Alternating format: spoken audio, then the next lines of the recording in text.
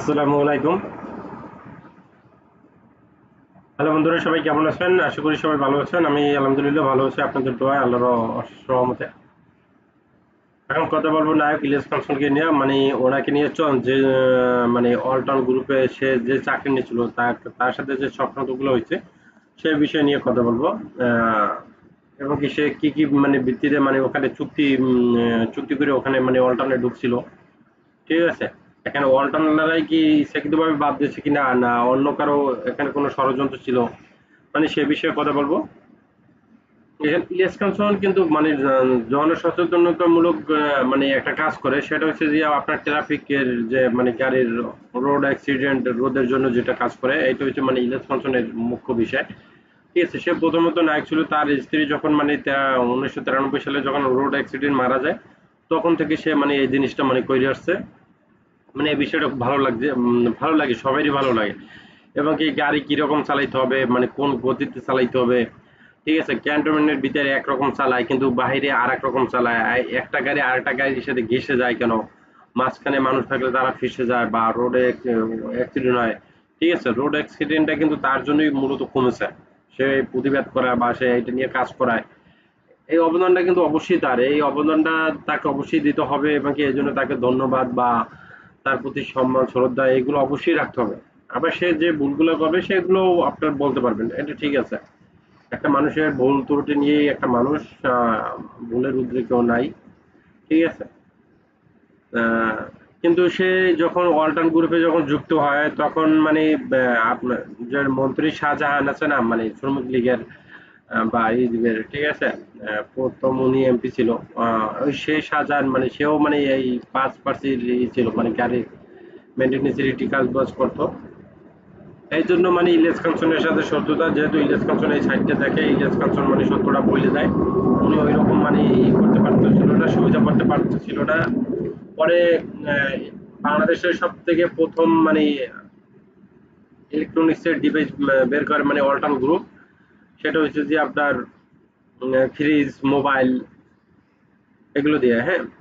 তখন যখন অলটান গ্রুপের যখন করে, আমি একসময় শুনছিলাম যে ইলিয়াস কাঞ্চন, মানে আমি চিন্তা করতাম যে তখন তো বুঝি মানে, ঠিক আছে, তখন চিন্তা করতাম যে ইলিয়াস মানে এত কোটি টাকার মালিক হয় কেমনে, একটা অলটাউন গ্রুপের মতো একটা তার তার দখলে বা সে এটার মালিক, সে কি রকম ব্যাপার স্যাপার।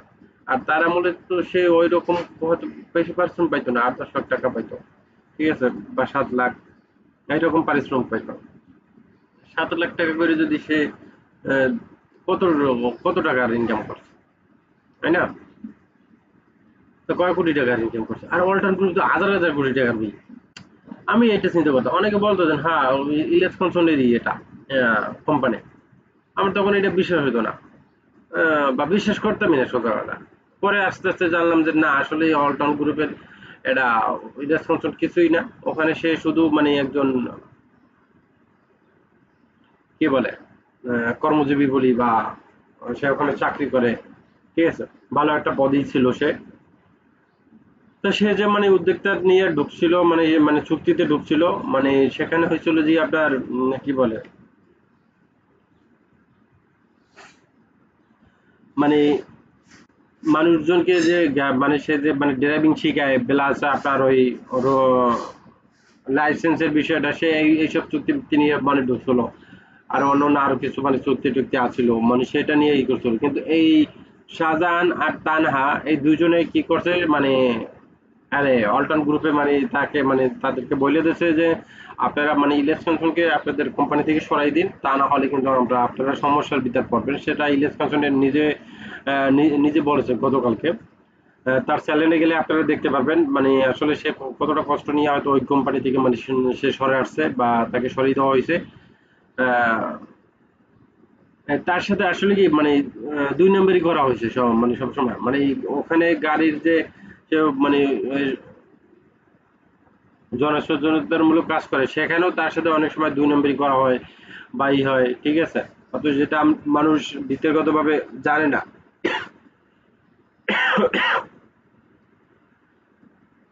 মানে এই হচ্ছে যে দেশের মানে পরিস্থিতি, আসলে কি ইলিয়াস কাঞ্চনকে ওখান থেকে সরিয়ে দেওয়া কি ঠিক হয়েছে? ইলিয়াস কাঞ্চন থাকলে কিন্তু আরো ভালো হইতো, অল্টার গ্রুপের জন্য তো অবশ্যই ভালো হইতো।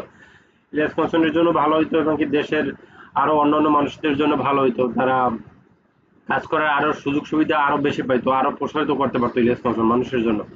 এই বিষয়টা সে অবশ্যই পারতো, কারণ যেহেতু বড় একটা কোম্পানির সাথে যেহেতু সে হয়েছিল, যুক্ত হয়েছিল, সে অবশ্যই এই সুবিধাটা দিতে পারতো মানুষকে, যারা ড্রাইভিং করে বা যারা ড্রাইভিং শিখতে চায় তাদের এই সুবিধাটা সে মানে দিতে পারতো, আরো বেশি মানুষকে শিখিয়ে পারতো। সেটা দেশের মানুষের জন্য উপকার হইতো, তার জন্য উপকার হইতো, তার জন্য উপকার না হইলেও মানে তার তো সবের সবটা তো সে অবশ্যই পাইতো, দোয়া পাইতো, মানুষের ভালোবাসাটা পাইতো। ঠিক আছে, এই জিনিসগুলো সে অবশ্যই পাইতো। এই বিষয়টা আপনারা আসলে কেটা কি রকম দেখতেছেন, বা আসলে কি শাহজাহান, আপনারা কেউ যদি জানেন এখানে অন্য কোনো কিছু আছে কিনা সেটাও যদি জানেন তাহলে সেটা কমেন্ট বক্সে কমেন্ট করে জানাবেন। শাহজাহান আর তানহা আসলে কি ইলিয়াস কাঞ্চনকে পলিটিক্স করে সরাইছে, নাকি কোনো ইলিয়াস কাঞ্চন নিজে থেকে সরে আসছে, না কোম্পানি তাকে সরাইছে, মানে সরাই দিয়েছে, ইলিয়াস কাঞ্চন দোষারোপ করছে তাদের। আমার মনে হয় না যে এখানে ইলিয়াস কাঞ্চন মিথ্যা কথা বলছে এই কথাটার ভিতর। ঠিক আছে, আহ, এই কথাটার ভিতরে আমার মনে হয় না যে ইলিয়াস কাঞ্চন কোনো মিথ্যা কথাটা বা অন্য কোনো কিছু এখানে গোপন করতেছে। কেন আনাইলে কেন তাকে সরিয়ে দেওয়া হবে? আমরা কিন্তু এটাও দেখছি যে ইলিয়াস কাঞ্চন অল্টারনের এই শোরুমের উদ্বোধনও করছে, ঠিক আছে, কয়েকটা। যখন দেখলে যে মানে ইলিয়াস কাঞ্চন আছে, ইলিয়াস কাঞ্চন থাকলে এখান থেকে অনেক কিছু কইরে ফেলাইবে বা কিছু কইরে ফেলাইবে, এই জন্য তাকে মানে পলিটিক্স করে শাহজাহান আর তানহা মানে সরাই দিছে। যাক, আমার মনে হয় এটাই। যাক, আপনাদের যদি কোনো কিছু মনে হয় তাহলে সেটা কমেন্ট বক্সে কমেন্ট করে জানাবেন। আর যদি আপনার সত্য কোনো এটা এই বিষয়ে কোনো কিছু জানেন তাহলে সেটা কমেন্ট বক্সে কমেন্ট করে জানাবেন, তাহলে আমি জানতে পারলাম। ঠিক আছে, আমার ভিডিওটা যারা নতুন দেখতে আছেন তারা অবশ্যই সাবস্ক্রাইব করবেন, যারা সাবস্ক্রাইব করেছেন তাদেরকে অসংখ্য ধন্যবাদ। সবাই ভালো থাকবেন, আল্লাহ হাফিজ, আসসালামু আলাইকুম।